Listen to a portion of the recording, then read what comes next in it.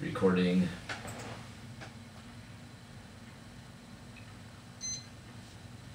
Well, welcome back to the Best of Investing. I'm Edward Brown, your host, along with Mark Hanf of Pacific Private Money, who's my co-host. And we're in the studio here with Mike Zaidlin of Madrone Retirement Advisors. And we're going to give the answer first. Actually, I got to ask the question again for the trivia question. From what movie did Celine Dion sing "My Heart Will Go On" in a 1997 film starring Leonardo DiCaprio and Kate Winslet? What's the answer, Mike?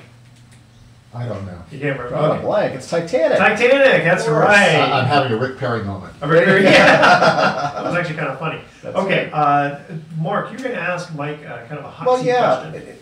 You know, does the typical person, Mike, really need to be invested in the financial markets at all? You know, particularly given what people are calling, you know, the lost decade of the last 10 years. What do you say to that?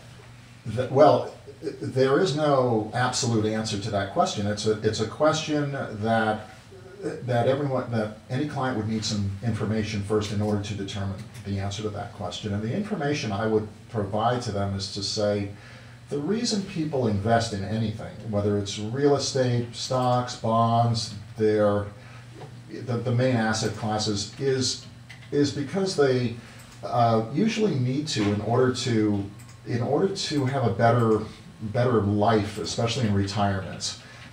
If you don't invest in anything, you basically put money in a savings account, you'll be safe in a sense. You'll be safe from losing your principal from the market loss, but you may not be safe from inflation, and you're not going to really grow in terms of what we call real return. And a real return is basically that return above and beyond the rate of inflation. Right, savings accounts have never provided a real return, is that? That's true. That's like a guaranteed loss when you consider taxes. Right, and if It often is. And if you're looking to retire, there's no way you can retire successfully if all you're doing is keeping your money in your mattress or in a savings account. Unless you're an extremely good saver and you have a career where you can really make good money, and you're just, like I said, the combination of good career earnings and saving and being very Keep your frugal. expenses low. Residual income, for example. Yeah, sure. Yeah, so that's a good- If you're some fortunate people, enough to have that. yeah, some people don't need to take on risk, and by investing, you're always taking on risk, but you're also taking on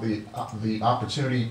Well, you're buying essentially an opportunity to do better than a savings account, to get a real rate of return, to use your money to get something that will help your lifestyle later on. What do you think about But if the Dow index, for example, hasn't done a whole heck of a lot in terms of providing a return for the last 10 years, you know, if I were to say to you, I'm really disillusioned with that, I can go back 50 years and go, well, the average rate of return was, you know, X, but I'm looking back in the last 10 years. What do you say to a potential client that's looking ahead and going, you know, is the next 10 years going to look like the last 10 years? What's the likelihood of that? Well, the honest answer is I have no idea, and neither does anybody else. And to the comment that the last 10 years haven't really provided any return, it's been flat. Actually, that's actually not quite correct.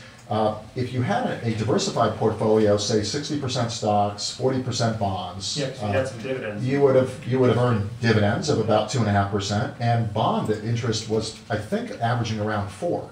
So you would have actually received about 3.25% during a period where savings accounts were paying 1%. Again, over a 10-year period, that's not insignificant. No, that's not. It would have caused your whatever you started with 10 years ago to go up almost 50%. So the media hype against stock is really, like Yeah, lots it's of a things in the little- media, it's a little Well, it's hype. not just stocks. He's talking because he's going to diversify into bonds. Right. And, other things. And now, if you had some, maybe a little bit of gold during that time too, Sure. that went up 800 or 900%. Yeah.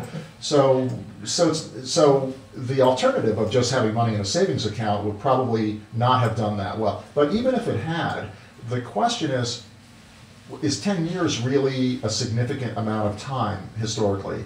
When we look at market returns, we usually look at them over 20 to 30, 40, 50 years. A 10-year period is historically, over the last 200 years, a fluke. This has been a fluke. Well, and most people investing are going to be looking at, you know, they're not 90 and you know, I'm just going to invest for 10 years and die. All right, and if you have 10 years to save for retirement, you're looking at an uphill battle anyway.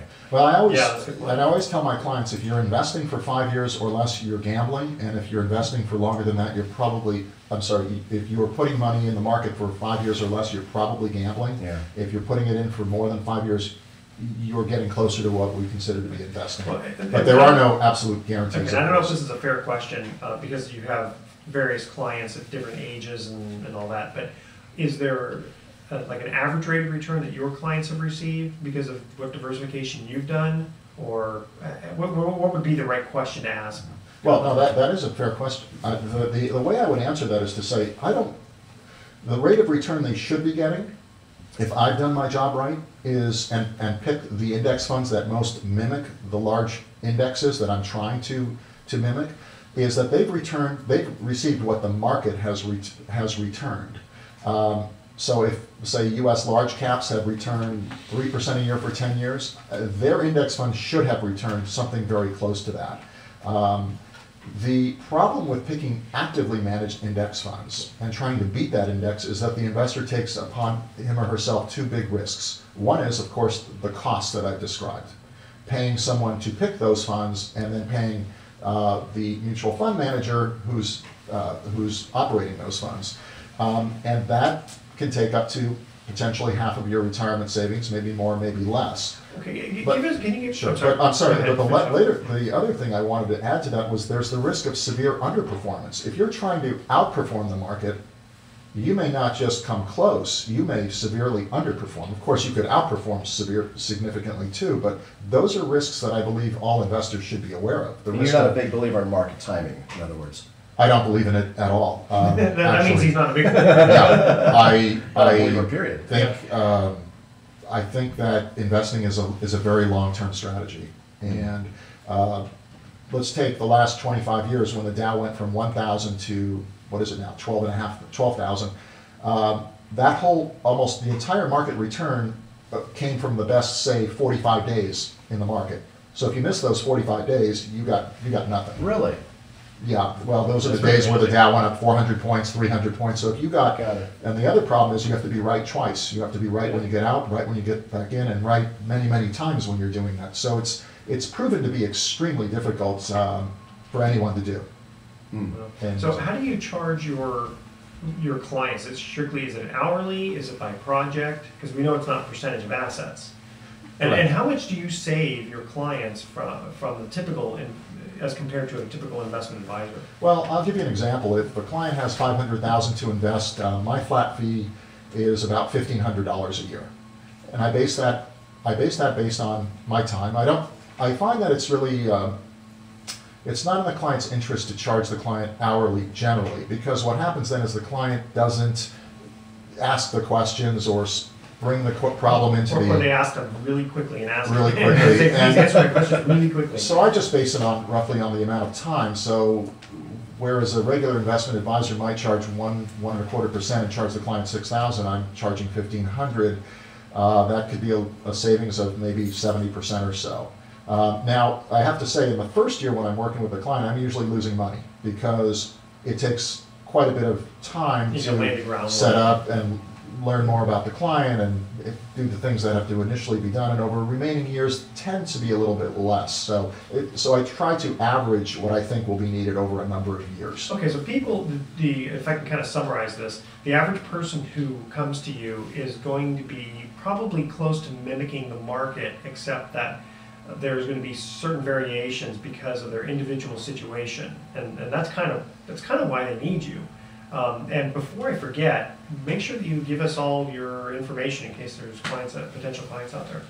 Sure. Well, my website is madronellc.com, and that's MADRONE-LLC.com. And I can also be reached in my office at 415-785-4585. Okay, and if you go on bestofinvesting.com, you can always email me, and I can always give your information also. Okay, here's our third and final trivia question. What 1972 movie's theme song, There's Got to Be a Morning After, was sung by Maureen McGovern? Do you remember that? Oh, There's got to be a morning after. I love that song. Schmaltzy. Okay, Schmaltzy, yeah. And hint, this film was remade in 2005 and was about an ill-fated voyage. The first three callers with the correct answer win a free 3-day, 2-night stay at the Lighthouse Resort. Again, their website is lighthouse4fun.com. Call 888-912-1190. That's 888-912-1190 to answer this question. what 1972's movie's theme song, There's Got to Be a Morning After, was sung by Maureen McGovern? Call 888-912-1190. Make sure to include your name, address, email address, and phone number, and we'll be right back.